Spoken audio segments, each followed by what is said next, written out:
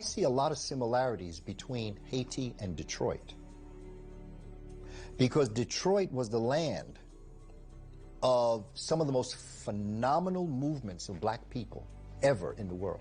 Marcus Garvey had a strong movement in Detroit. The Honorable Noble Drew Ali developed the strongest contingent and temple in Detroit. The Honorable Elijah Muhammad was a student of Marcus Garvey and Noble Drew Ali in Detroit. Malcolm X moved to Detroit to be close to Elijah Muhammad. And then, of course, you have the Motown sound.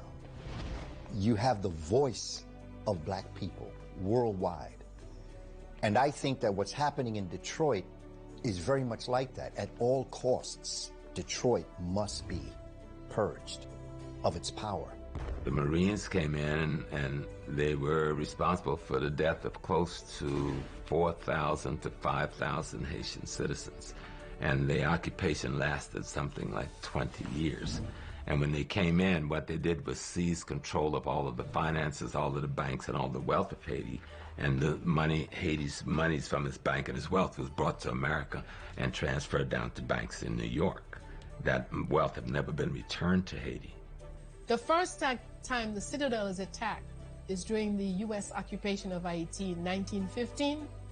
The U.S. Army stood up every day for 90 days and shoot at it while there's nobody in it. But even then, America was fully now vested and in control of the Haitian economy.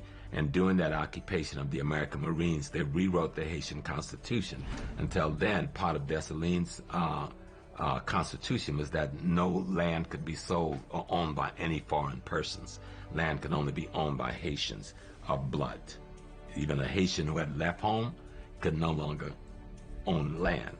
And so what America did was change the Constitution so that Americans could buy land, and they began to buy up or seize some of the best farmlands and mining lands in Haiti, and that's still true to today.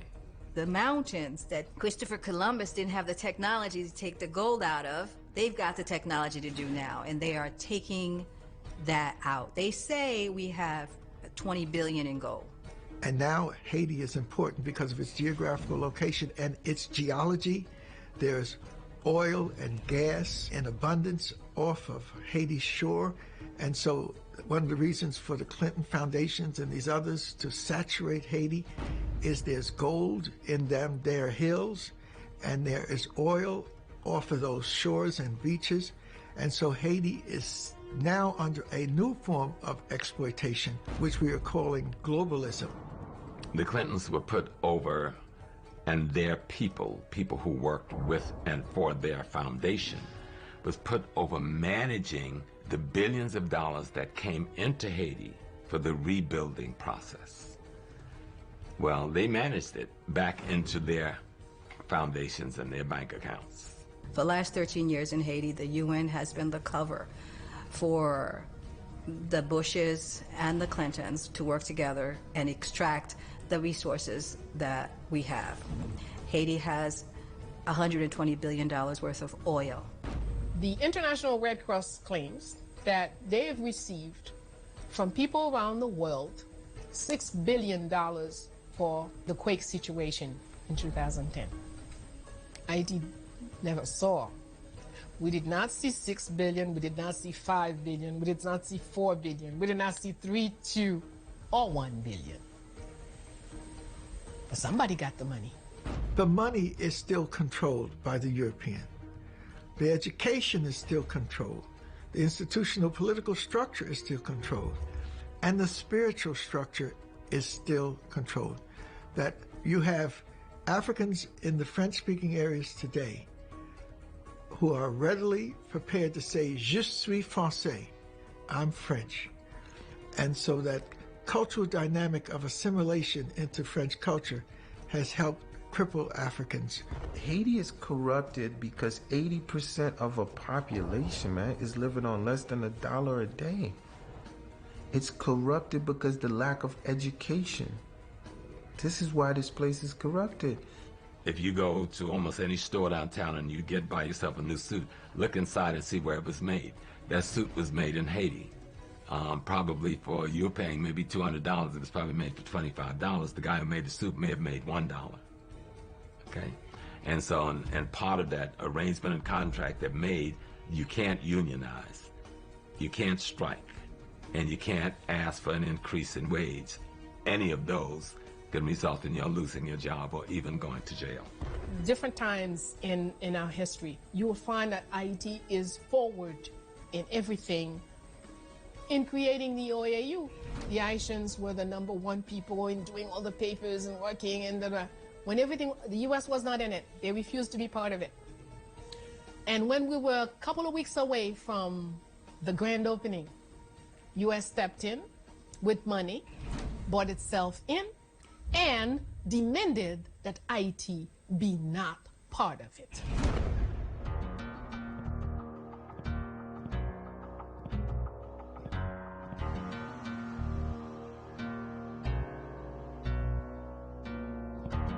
Because Wyclef had put together a foundation that was being contributed to, and that money could not be controlled by them. That was one of the reasons, and the other reasons, they had already picked someone they wanted to put in the presidency that they can control, and they could not control the Wyclef Jean.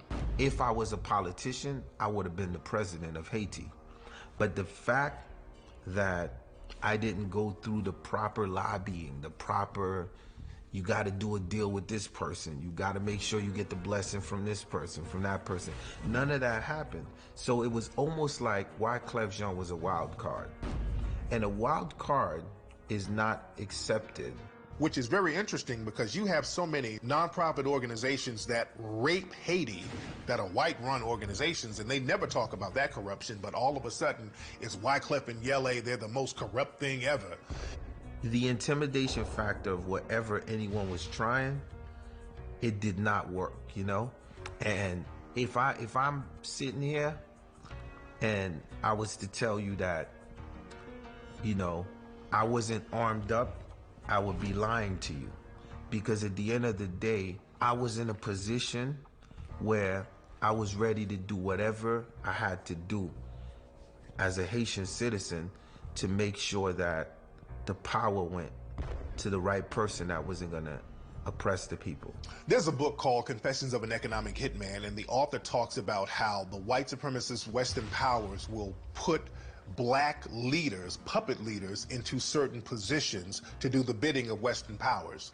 And when these African leaders stop doing the bidding for Western powers, they're usually assassinated. And it's a white guy who wrote this book. And our brother Wyclef, big music star, the media loved him. The minute Wyclef wanted to run for president of Haiti, he's a man of the people, not corrupt, doesn't need the money. I mean, he's a very successful artist already, but he wants to do something for his people because he's from those people. The minute he wanted to run for president of Haiti, all of a sudden the media turned on Wyclef. They started putting negative stories out about our brother. They started talking about his Yele Foundation, talking about corruption. Like Yele Haiti was a patsy and a distraction for a lot of what really went down in Haiti. While everyone was trying to make Yele Haiti look like there was this big organization, you know, with a big celebrity face, like, you know, because when you hear the Red Cross, there's no face that go with it. All you see is Red Cross. You know what I mean? Like, so when you hear Wyclef, yo, that's the Yele Haiti, that's the face. And the minute Wyclef got back into the music game and just focused on music, everything was good again. So the whole Wyclef slander thing was to show him, don't step out of your place. And I don't believe any of the negative stories that they said about Wyclef. It was all propaganda, and it was propaganda for a reason, and we have to stop believing the white supremacists when they're trying to give us negative information on people within our communities. Yele Haiti was a patsy for bigger play, because now that you rarely hear anyone say anything about Yele. The minute Clef goes back and starts to play guitar, does his music, and hits the billboard again, it's almost like, okay, nigga, you back in your place. This is what you're supposed to be doing, nigga. Don't forget, you're supposed to be singing. You're supposed to be making people dance. And when it comes to this thing in politics, or trying to be careful, how you gonna move, right? But what don't kill you, right? It only make you stronger.